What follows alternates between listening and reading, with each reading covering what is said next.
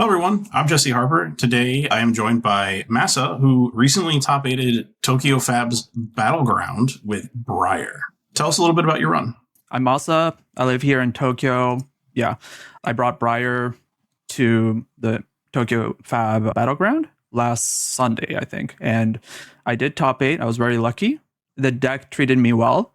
So I played Briar before the bannings. I top 8'd 2 pro quests with Bartaj's list, actually, which you had a guest, which he was a guest on your podcast.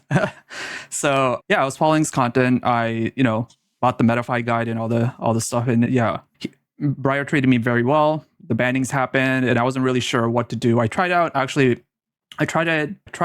Bartaj's Earth-based list with the 7 attacks, and it didn't really work out for me. I wasn't really sure about the Evergreen plan as well against, the fatigue matches. So I just kind of went to Ira because I could use, the promos that I got from the 2 top 8s at the ProQuest.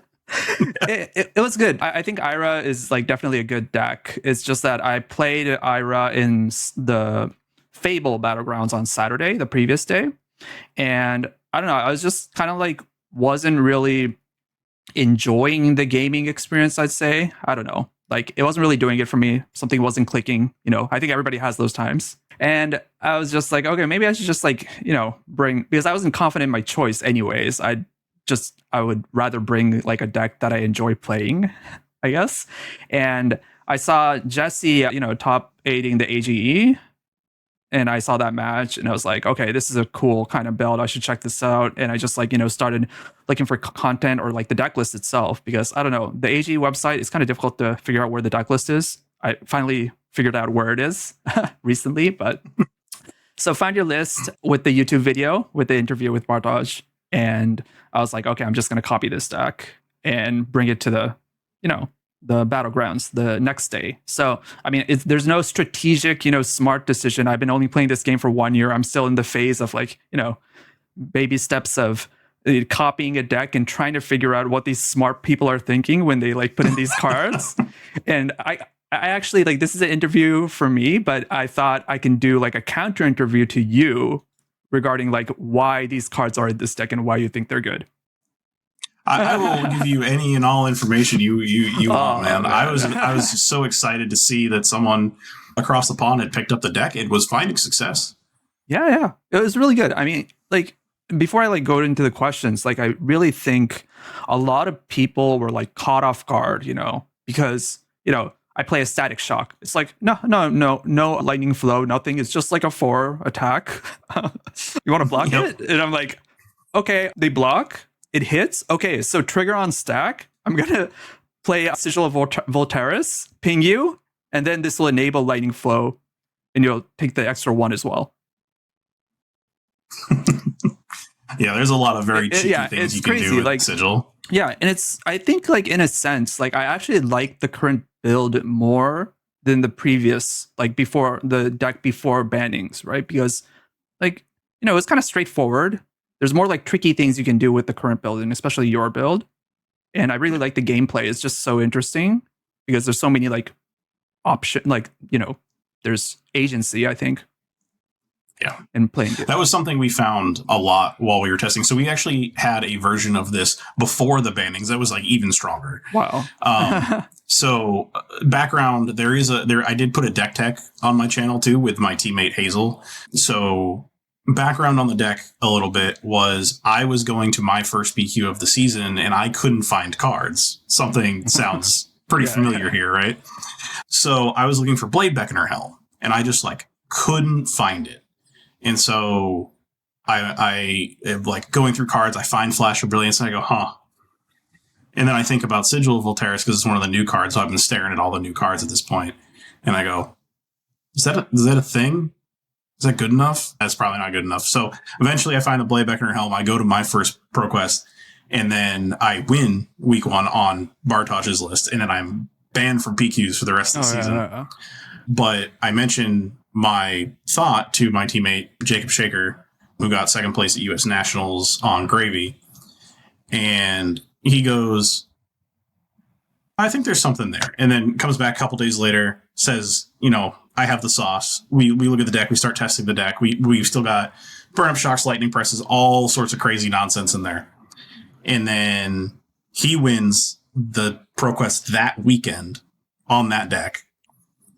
And then Banning come out at the end of that ProQuest split. And we just go, oh, we don't know if this deck is good anymore. And then my teammate Hazel, who I did the deck tech with, is the one who convinced us to play it again. They go, I think this deck is still good. And so we change it up a little bit. Hazel ends up not being able to make it to AGE. Myself and Jacob Shager play this version at AGE. We both top 8, and then we both lose in quarters. Yeah, that sounds familiar as well. Yeah. Yeah. So, wow. But yeah, the deck is very tricky, like you said. Yeah. It is something where like inevitability is very much at play. It's very good into like stack flooring, which is something we were testing prior. So go ahead and tell me about your Swiss run and what decks you ran into. Sure. So I think my matchups I was fortunate with my matchups throughout the Swiss. So first round was against Vincent. He was like, he made a decision, right? He wanted to play Briar, but he like settled on Vincent. So he was like, well, okay, you're still playing Briar. Like I gave up on Briar. And I'm like, okay, let's do this. And then I was actually lucky. I think I got a free win here. He forgot to put in AB. Oh, so that's unfortunate. Yeah. So, I mean, not much of like an interesting story to tell here because, and then I have, the way I win was kind of disgusting. I just played 3 Sigil Sufferings when he was at 3 life and he just died on the spot. Yeah, it was all good, So I got a lucky win on the first round, I think. And then the second round was Briar, actually. So this is against Kana-san, which is a very famous player in the Japanese community. He's like a pillar. He like makes a great effort in bringing in new players and like describing this really difficult game we play, Flesh and Blood, to beginners. So I highly recommend actually reading his content, maybe translating it to English using like the Chrome extension, Chrome translation and whatnot. I think it would work. I mean, especially for beginners. So I played against him and he was surprised as well. He's like, we were the only 2 Briars in the room and we already got matched up. And he was like, okay, I'm interested in it. He was like, I didn't prepare for the mirror. Like what? And then, he was very surprised and he was after the match. Well, actually, spoiler alert, I lost this game and, better players always win the mirror match. So, but I think, since we had the headpiece, was it the Helm of Might and Magic? Yeah, that one. So Helm and Might and Magic, does wonders in the mirror. So, I had that on. So it was kind of back and forth. But I think at the end, we both discussed about the game and he had, but it's like the new Runeblade leg piece, Blackstone Greaves in his deck. And he... the extra life. Yeah, exactly. So that like gave him like 3 value. And then we only got 1 out of our leg piece. So at the end, it was just like those 2 points that were crucial and like changed the game. So it was an interesting match. I think he definitely got me. He understood that he could not allow me to get my attack action hits to prevent Earth, because we all know that it's very important. And, if it looks like 7 damage, it's actually not. It's like 10 sometimes. So, Yeah, that is one of the tricky things about the Briar Mirror is understanding when you're allowed to deny your opponent their embodiments. Yep. And then part of the type of the reason we want to play this deck in particular is to deny value on people playing Blade Beckoner boots. So that's another reason why we kind of moved to this more heavy arcane ping focused style. So since you've mentioned, heavy arcane, I think this is what really differentiates it from like the previous builds that we've seen of Briar. And the next round was against Valda. And she's a very well-known Valda player in the Japanese community as well. And I think she was not prepared to be facing so much arcane damage. And when we play as Briar, right, we have to make it really awkward for them to prevent arcane damage.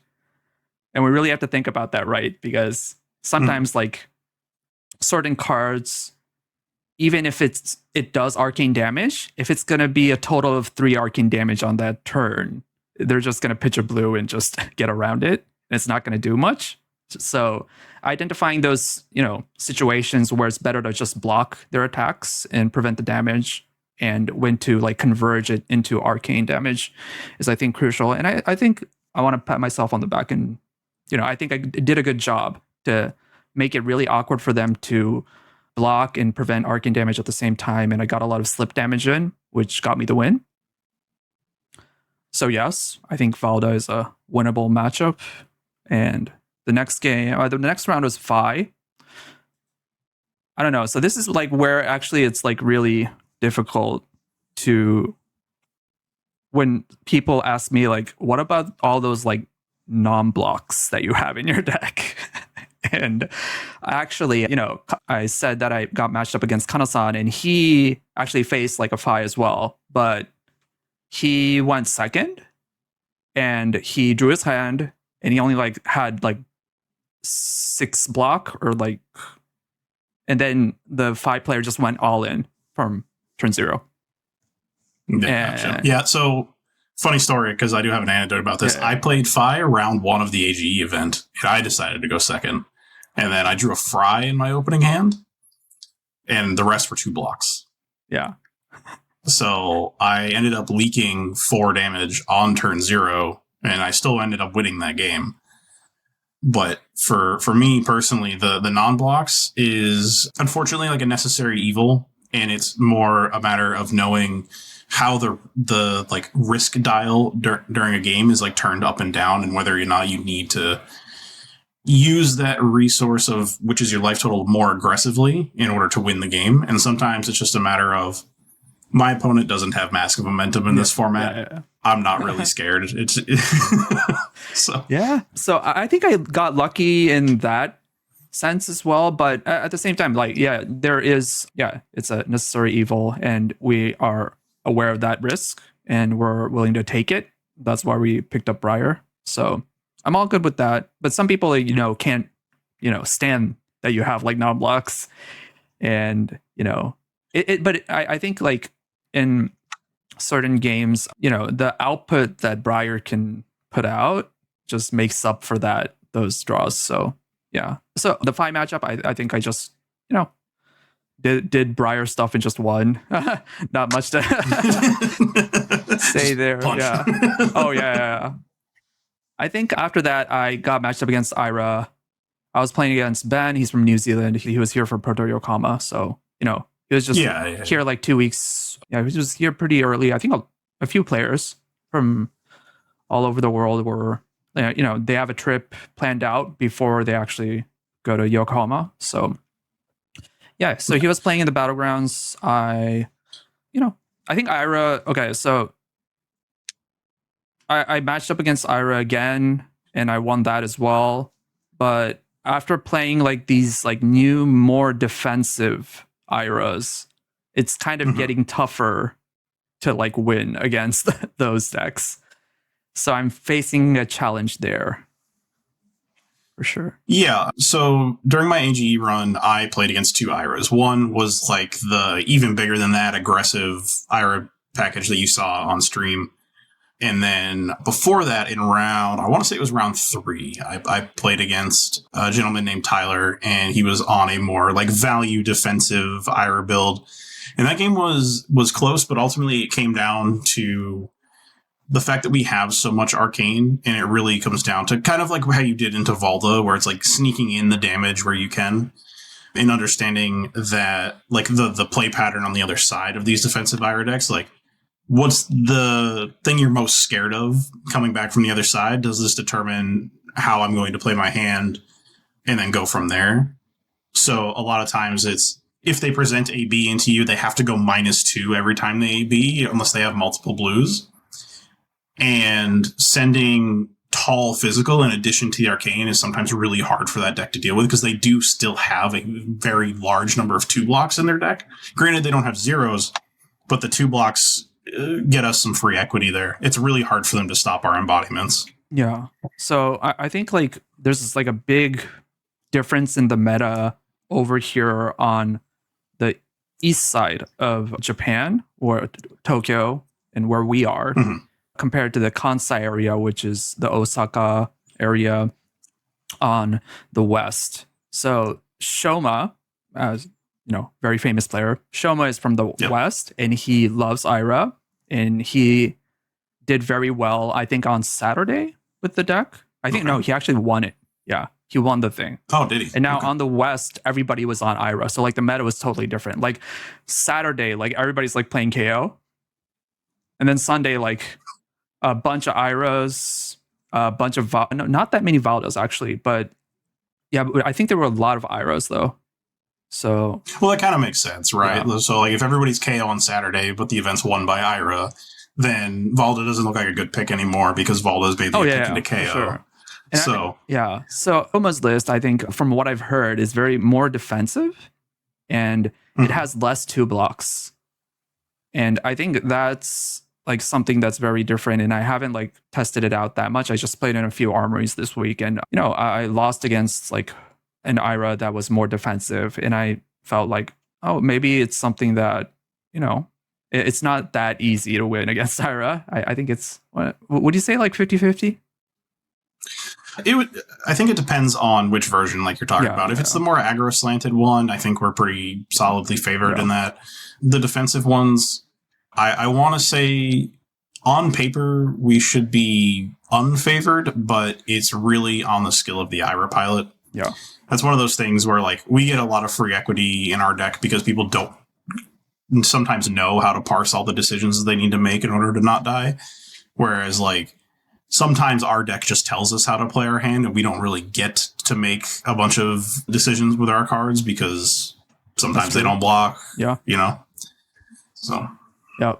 That makes sense. Yeah. So I just played an Ira and then I played a Kano, and our deck is very, well, your deck is very prepared against, I think, the Kano matchup. Yes.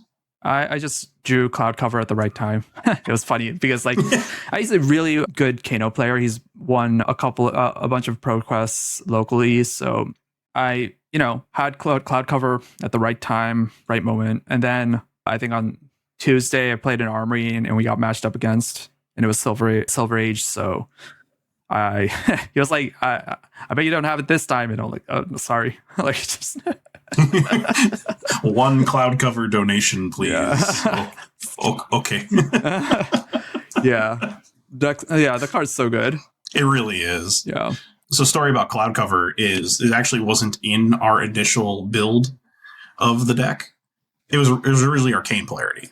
And after the first week, after I had won the ProQuest, we were talking as a team because another member of the team brought Briar to that event, but they had Cloud Covers in their deck instead of Arcane Polarity, and we started talking about it, and we kind of just came to the realization that Cloud Cover is better in Takano than Polarity, because there are spots where sometimes you just can't afford to take the damage, so we just immediately cut Arcane Polarity, played Cloud Cover, and moved on.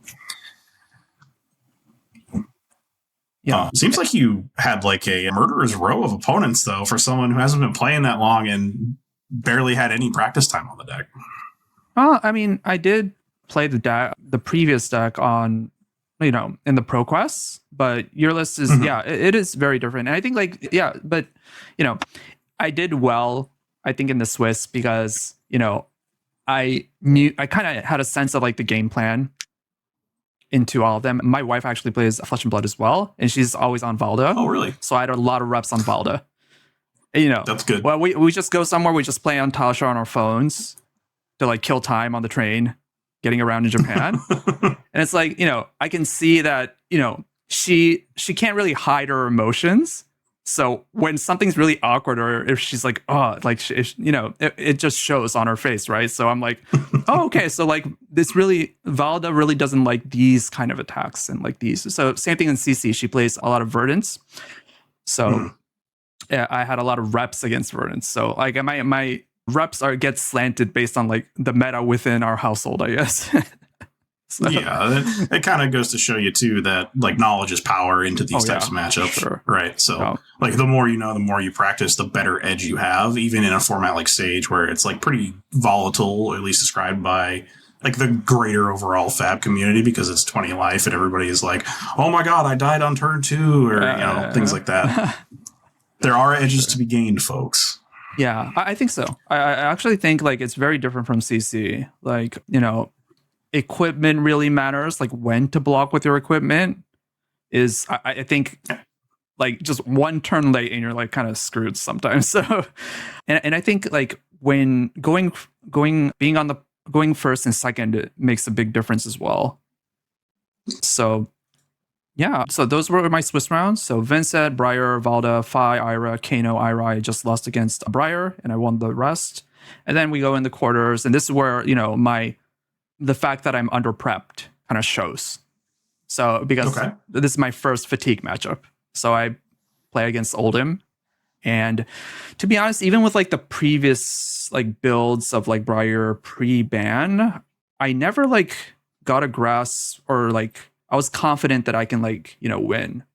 Because, you know, the Evergreen, it's really difficult to like have enough life to get that like loop going and pressure Oldhim to a point that they, you know, have to start blocking with their cards, right? So there's that. And then there's this whole thing, like back in the day, it was like, so what I did with your list, and this is like actually something like I have questions and what you were thinking and what you would do against Oldhim. So my plan was to, you know, pitch stack like a really strong turn, last 5 cards in my deck, and try to, you know, have lightning cards in my arsenal so that I can pitch with Starfall effectively.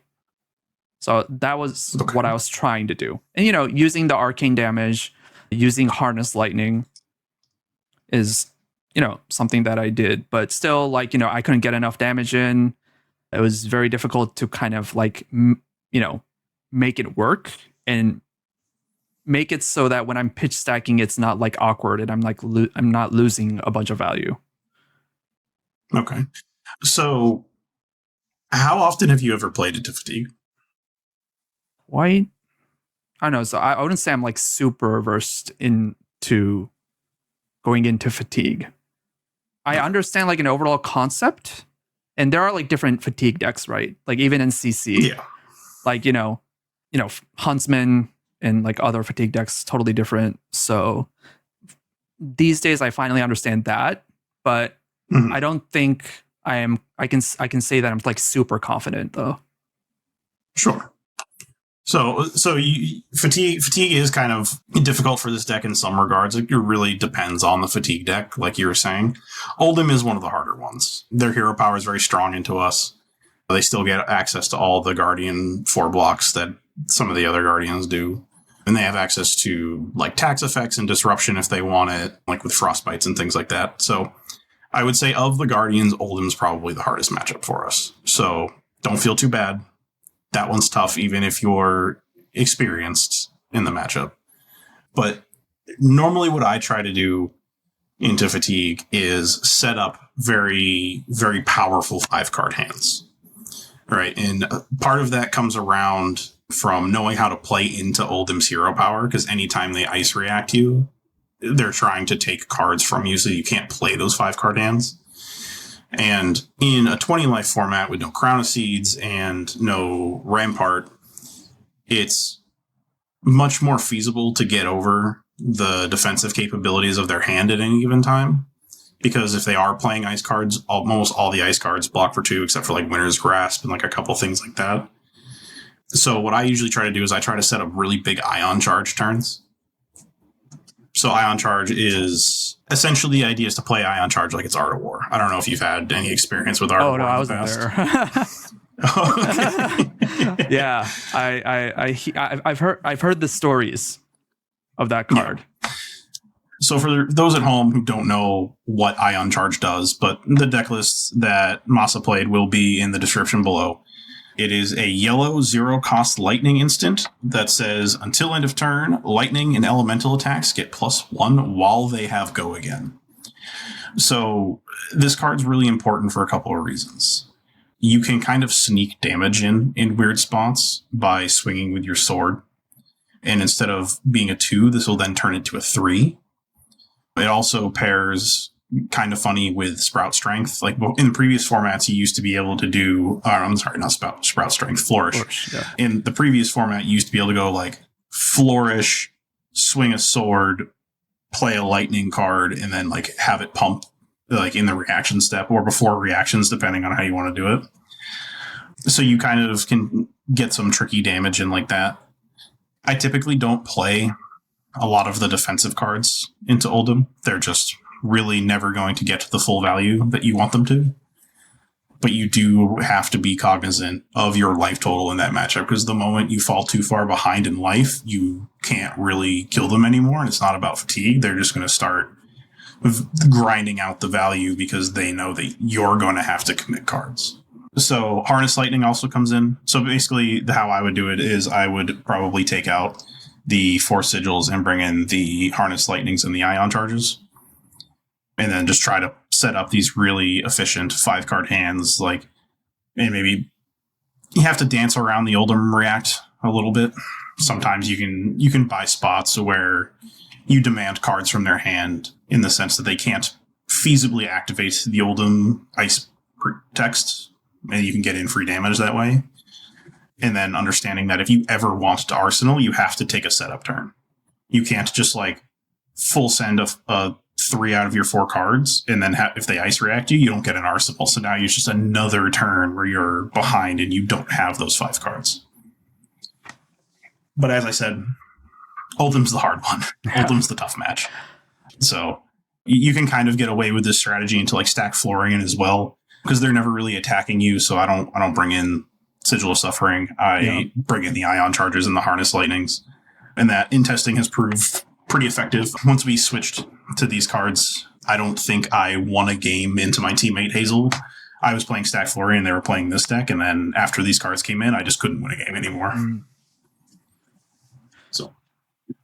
Oh yeah, so I definitely needed to talk to you and get some advice before I went to this Battlegrounds. So I've been playing FaB for like a year now, and these days finally, being able to like top 8 ProQuests a bit, like just on Silver Age, CC. That's like a completely different game. I'm playing Kasai, but still haven't got into top 8 with that hero. So getting there.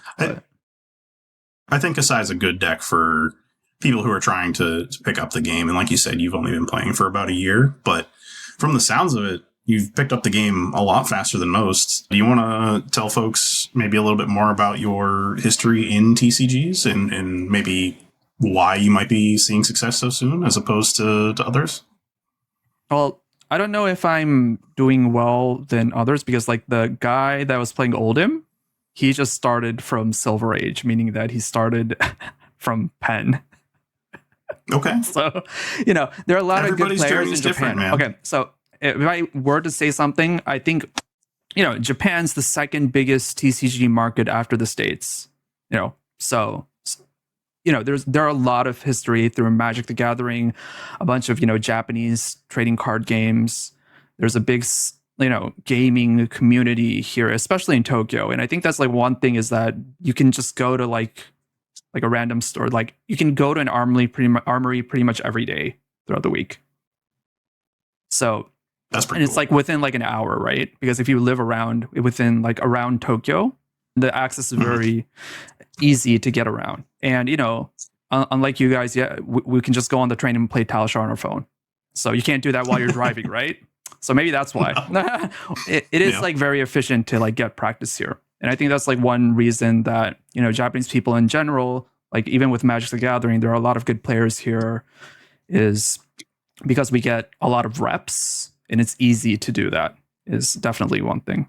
So me personally, I was playing Magic for like 15 years, I think. I started at like the first Zendikar set back in the day. I was playing some Oh Yu-Gi-Oh. God, Yeah, was that 15 years ago?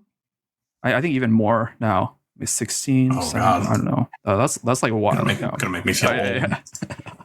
Oh yeah, we're old, man. we're old. So I don't want. yeah, but that's the thing. Like I think like me being old, and we just meet like really young players that are so good, and it's great communicating with like different people. That's like the so how many years? Exactly, or not exactly 15, but 2009. So good memory on you. Oh yeah. So I think I was I didn't play like many other TCGs. Like I was willing to hop on this interview because I don't have any kind of like knowledge, but I know how it feels to be like a beginner because like I've been grinding nonstop for like the past year, and I still feel that I haven't like fully understand this game. Like but that's like the great part of like Flesh and Blood is that there's always something to learn and take back with you. So I really enjoyed that process, and I'm more motivated, I think, when I was playing Magic because like last year I was like playing, going to tournaments, and it was okay. It was kind of like repetitive, and nothing against Wizards and like the whole like game itself. They have a business going. I understand the choices that they need to make. There are shareholders.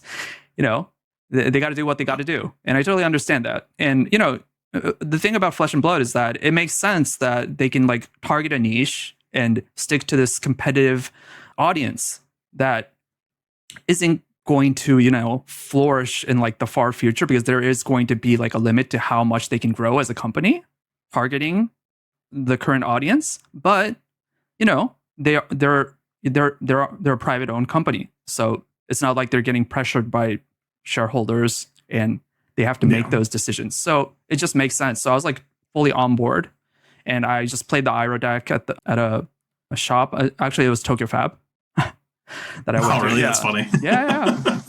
So I lost. I didn't know why I lost, but the moment I just played that Iro deck, I knew like how much depth was in the gameplay. I can just tell, and I was like, okay, I'm just selling all my Magic cards and I'm all in. But that's not a good investment in terms of like, if you that's not a good financial investment to sell all your Magic cards and buy into this game.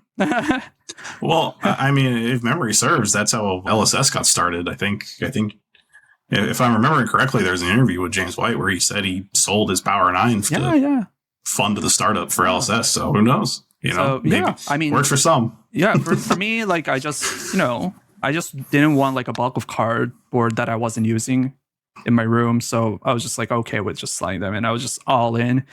And I actually won when I went to New Zealand after I started in March. Right in August, I went to New Zealand, Auckland, New Zealand, for the WTR colleague. Okay. Yeah, and we actually won the lottery for the office tour at LSS. Oh, really? That's awesome. Beginner's luck, right? Yeah, exactly. What was that like? Oh, that was great. I mean, there were, first of all, like before I go into LSS, like New Zealand as a like country and like the people there, so nice. Like they're the nicest people that I've ever met. Yeah, I don't know what it is. I mean, I tried to ask them, but they don't know. It's just like how they roll. So, but it was just really great. Oh yeah, just great people. I think great food. That's definitely like important, especially for my wife. Like she does not like it when the food is bad. And yeah, so we just went there. The office was great, nice. Everybody was friendly. They greeted us with a lot of like nice food. And we just played the Smash Palace that wasn't released yet at that time. Wow, that's cool. Yeah. And then they gave us the New Zealand Sink Below promos, like 3 copies and a playmat. Yo, that's really cool. I don't even have those, and I've been in the game a while. Yeah.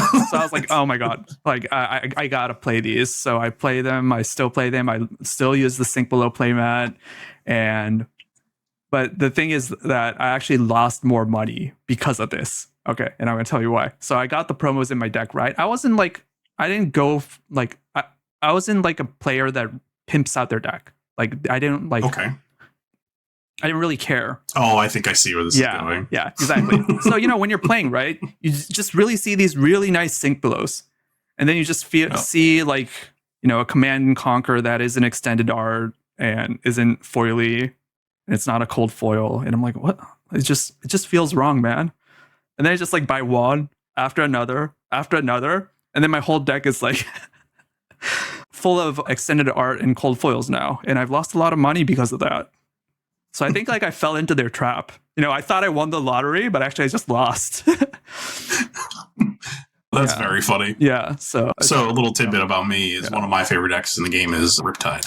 So over in my bag in the back there, I have 3 Marvel Riptides, 1 young Marvel Riptide, and Artist Proof.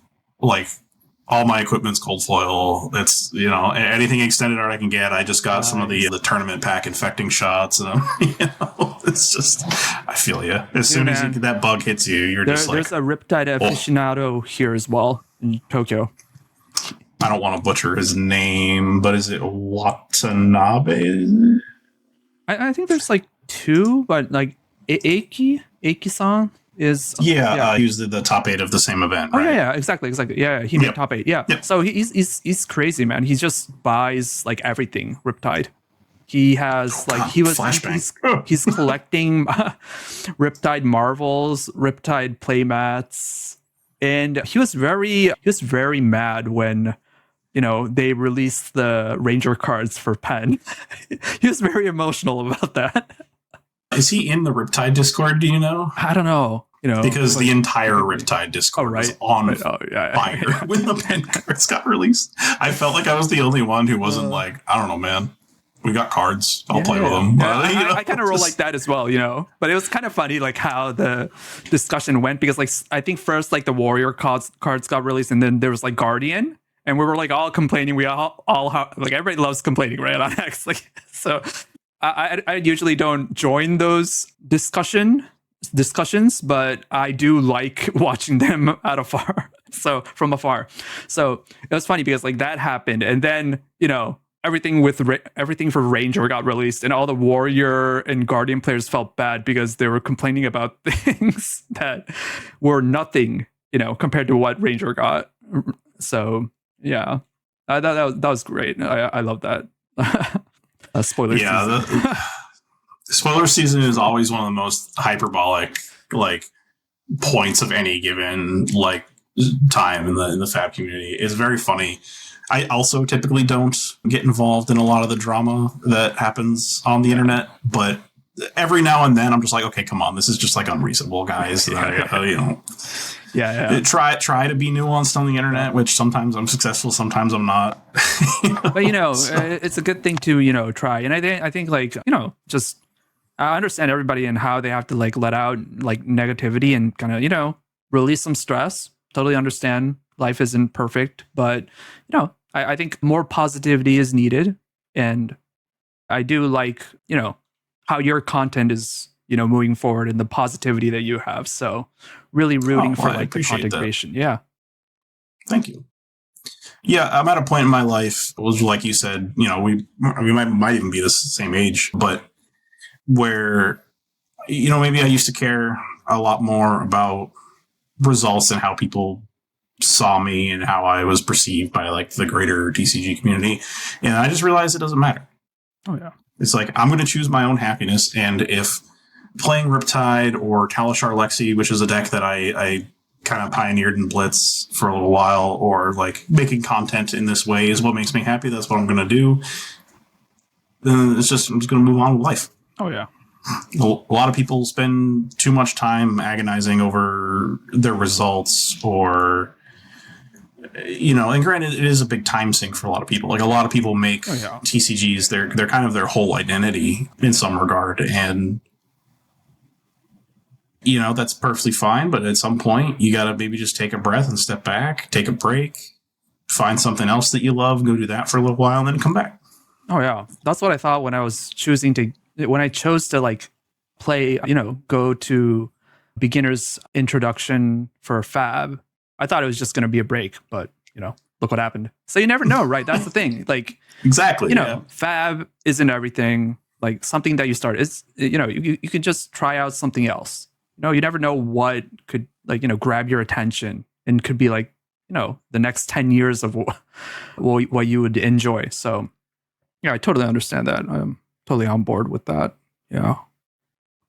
Yeah. So what does the future look like for you, Masa? What is the next thing you're doing?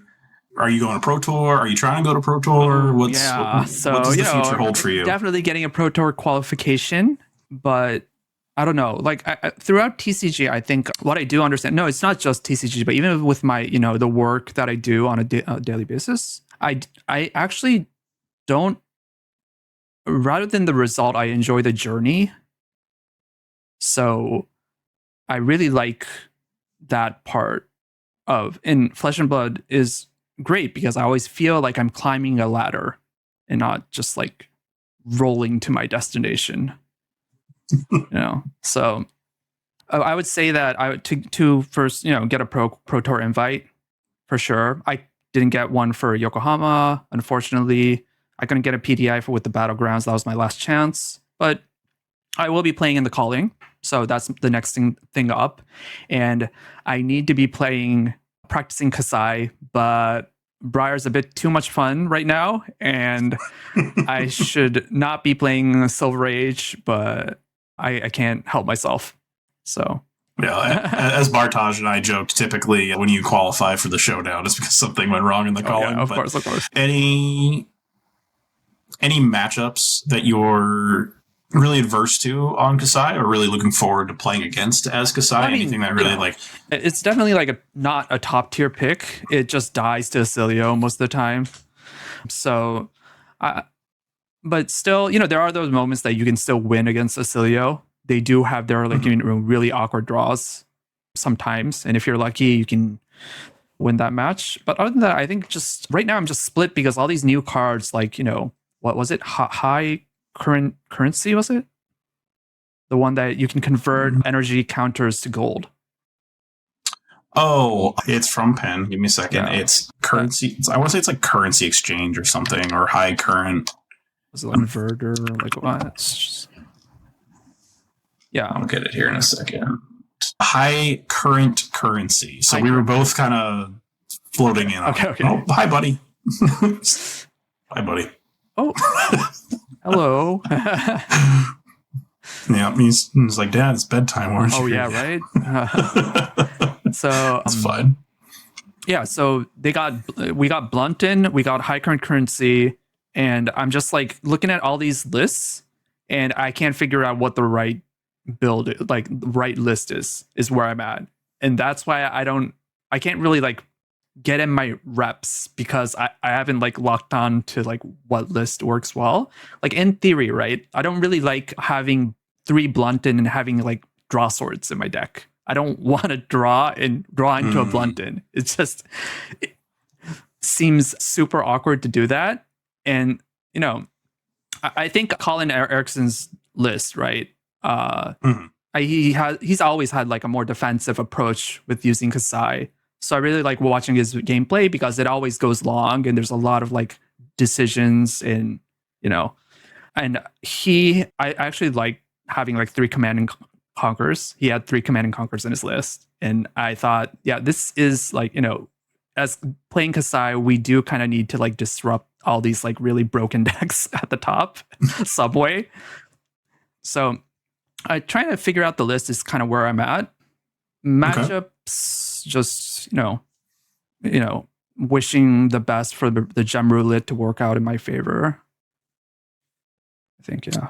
Yeah, so it's interesting. So something that I've talked about in some places is just something I've observed. The like Asia Pacific / Japan region, for the most part, from what I've seen televised at callings, and granted, this is not, I don't have all of the information, right? I don't live in Japan. I don't play in Japan every week, so maybe you can shed some more light on this, is that typically I see players, the general player base, lean towards more proactive, aggressive strategies, and very rarely are they playing the super grindy decks outside of Ira specifically. So I think that if I were bringing Kasai to that event in Tokyo, or I'm sorry, in Yokohama, I would look at what does my overall meta tend to lean towards, and is there a build of Kasai that plays better into that expected meta?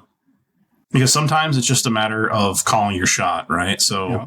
example, I played Riptide at a PQ here in New England, and it was the last week that Enigma was legal. And so I just built the deck to only beat Enigma, because I expected every single person to show up with Enigma, essentially, trying to get their name on the funny list for when she LL'd. And it proved to be the correct call. I played a bunch of Enigmas, and then the same strategy worked into New, and there it was. So I think ultimately that's where I would start. What does my expected meta look like? Yeah, I think that's... thanks for the advice. Like, I think the reason why I have this feeling, this loss of direction, is because I don't know what I'm actually targeting right now. So, and yeah, I think that's where I'm kind of getting stuck in making like what cards to put in my deck now with all these options. So yeah, I'll think about that. Thanks. Yeah, that's a good point. No worries. Well, so that's where I'm at. And that's, the next one is coming is calling Yokohama. And I will be going to Vegas though. Oh, perfect. And the reason I'll is see that you not in for the Vegas. calling, right? So a friend of mine told me that he was willing to I did a favor for him, so he's willing to give me his PDI. And I would rather, that's awesome. yeah, I would have rather have the first Pro Tour that I go to being something that I earned. But it's not every day that you have a Pro Tour in Las Vegas, and I've never been to Vegas before, so just really looking forward to that. Don't sweat not having your first PTI be something that you earned. There's tons of players in the FaB space who their first Pro Tour level event was from a PTI that they purchased or bought from somebody else, myself included. Okay. I would not have had the opportunity to play the first Worlds event in San Jose if I did not acquire a PTI from another player. So that's one of those things, like they're moving away from that system because I think that system can be a little predatory, and there can be some like weird moments that like it can arise from the ability to sell or gift PTIs, quote unquote. Yeah.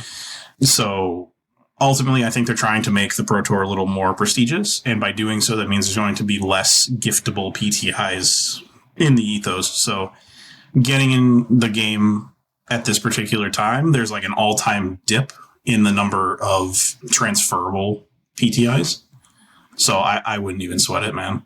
Yeah. It's just like, it happens. I would probably say there's at least 100 very well-known players in the game right now who went to their first Pro Tour level event by acquiring a PTI from somebody else. Okay. Good to know. Well, I still have my chance. I could win calling Yokohama. That will give me a PTI, right? If you win the calling, yes, you'll get a PTI. I believe you get a PTI even if you don't win, but it goes down to a certain place. I want to say everybody in top eight gets an invite. Okay. So that'll be my next, next goal will be to top 8 Yokohama, I guess. Calling Yokohama. Yep. So the typical prizing structure for a calling, in case you want to know, is everybody in the top 8 gets a PTI, a gold foil legendary, a variable amount of World Tour points based on where you finish, and then cash prizes go from 750 USD up to 5,000 for first place, and then first place also gets the gold foil extended quick dodge flexors instead of the black envelope.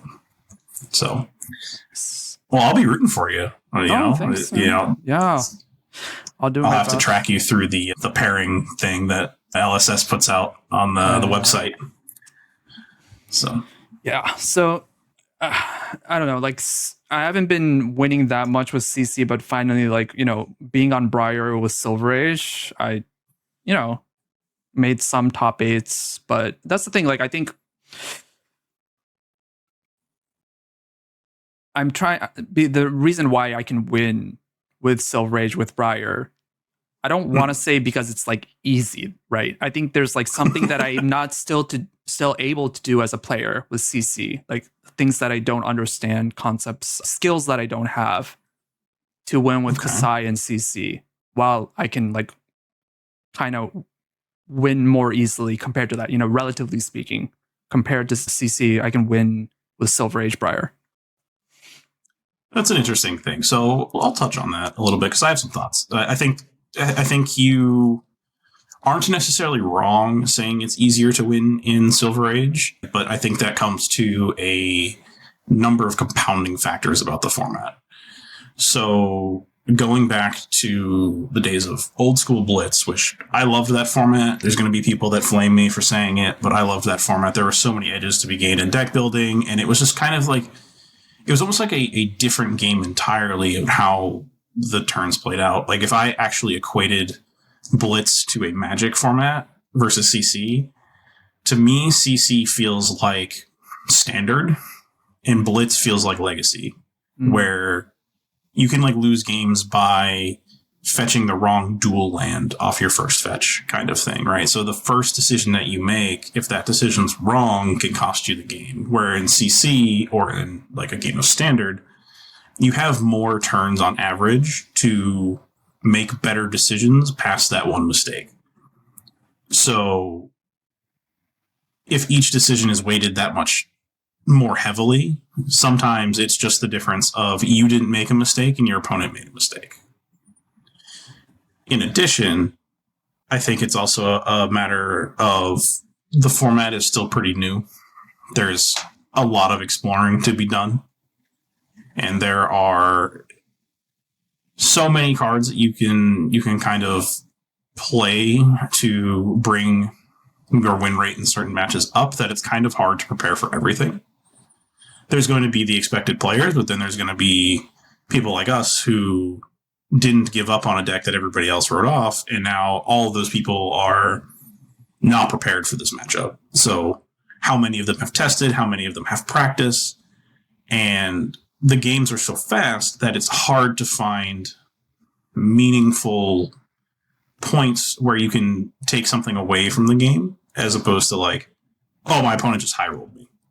Well, maybe, but maybe it was like the difference of if you put the 3 block on this chain link versus the 3 block on this chain link, maybe there's something down the line that is better for you depending on what you blocked and when and how you had to use your cards. And I think it's typically harder for people to hone in on that. So for the most part, I think Sage is like, if this was the skill cap of everybody playing Sage when it started, it kind of like does this a little slowly, and we're kind of now starting to get to that apex. But as we're on that journey up, everybody's kind of learning together. So the people who have put more time into these formats or put more time into playing these decks are going to find more success and more easily as well. I see. Yeah, it makes sense. Yeah. More grindy games, more decisions to make. Exactly. The skill gap, you know, becomes more apparent with, you know, more decisions. It's like compounding interest, right? So if you make many more mistakes over the longevity of the game, then realistically the gap between you and your opponent should be wide enough at a certain point where the winner has been determined. Yep. Makes sense. Whereas in 20 life formats, it's like, oh no, I blocked with the wrong blue. You know? And then, oh no. So, Jesse, do you play Riptide in CC? And or what's your like main hero now? So if you were to play in like, you're not in Japan, are you going to the Pro Tour? I am not going to Yokohama this time around. Okay. I played in one event that could have qualified me for it, and I did bring Riptide to that event. But then I got sick afterwards, and I couldn't make some of the other events in my area. So ultimately, I just kind of had to say, all right, well, this is my one and done, and move on from there. So what would you be playing? Would you be playing Riptide? In this format, no. Okay. As much as I love the deck and I love the hero, in this format, I think there are entirely too many bad matchups for the green boy. If I were to pick a deck, snap pick right now, I would probably just lean into my experience on Victor. Okay. Because that's the other hero in CC that's relevant that I probably have the most experience in. And it comes down to just being able to flex good heuristics and knowing what the odds off the top of the deck are. It's kind of like card counting. If you watched my episode with Logan Peterson that I released, we do briefly touch on that. So it's like going plus or minus in the shoe of like, I know I have X number of misses in my deck. I have seen X number of misses and I've seen X number of non-misses. So the value that I'm holding in my deck is going to be plus or minus. Yep. So I'm very likely or unlikely to flip a card that doesn't win me a clash, kind of. And you just assign like different point values for like your 6 power attacks and then your like 9, 10 plus power attacks, kind of like that. And then your misses would be like negative, right? So, and that number can actually change in certain matchups too. Like there's going to be matches where the power differential between your cards is a lot tighter. So what would normally be a card that you would count at like a positive value is actually just like a 0. So it doesn't win the clash. It's not a negative, but it does not positive. So it's just 0. So that's like something that I kind of keep track of when I play that hero. See, there's like so many things about different heroes and so much depth for each hero, and it's never ending, man. There's so much to explore in this game. So yeah, when you learn something, you just feel your. I'll be playing for a while, for sure. Yeah. I'm glad to hear that. I love when players fall in love with the game. It was very much the same way. I thought I'd never leave Magic, right? And then all of a sudden Fab comes along and I'm just instantly hooked. I want to play, and then I haven't really looked back. So I can understand that feeling. Yeah. I just wish I started playing more earlier, but better late than never. Exactly. Yeah. All right, Masa. So I think that's going to do it as far as the recorded portion of this goes. Do you want to tell people where they can find you, if they want to get a hold of you, any socials you want to plug, any other content creators? I know you mentioned Kansa. Yeah, Kana. Yeah, Kana. Kana. So yeah. Okay. It's just okay. Well, you can find me on X on @markyaki. Sukiyaki is my favorite Japanese dish. If you come to Japan anytime, please try it out. And for the Japanese community, I wouldn't plug them directly in because I didn't ask for their permission. We want to, yeah. So I'm not going to mention about anyone in the community, but I'm just going to say that, the Japanese Fab community is great. I think I've been through like a couple of like different types of gaming communities, not just TCGs, but like online gaming as well. And I don't think I've ever been in a better, like more kind, generous people as this community. So whenever you come to Japan, please come to a store and participate in a local event. Everybody's friendly.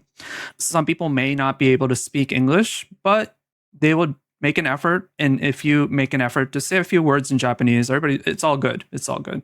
So if you ever come to Japan, please stop by and play with the local scene. It's great. And yeah, looking forward to seeing more people in Japan. More Fab players in Japan. Yeah.